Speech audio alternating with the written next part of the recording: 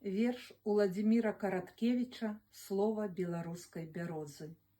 Столькі год я гляджу на палеткі і весі, у іх сцюдзёнай і чыстай асенняй расе закалела, змакрэла на золкім узлесі, як старая жанчына, што пасвіць гусей.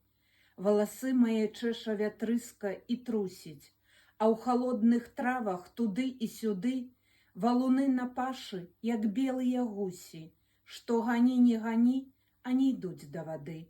Ад вясёлай друці да недраў падляшша, ад палескіх імхоў да асвейскіх крыніц валуновая паша, гранітная паша, камяні, камяні, камяні, камяні. І хоць мох на каменнях сівее ад гора, а ў галіны мае б'юць шалёна грамы, всё ж нам добра глядзець на лагі і разоры, на зямлю, для якой паслужылі і мы.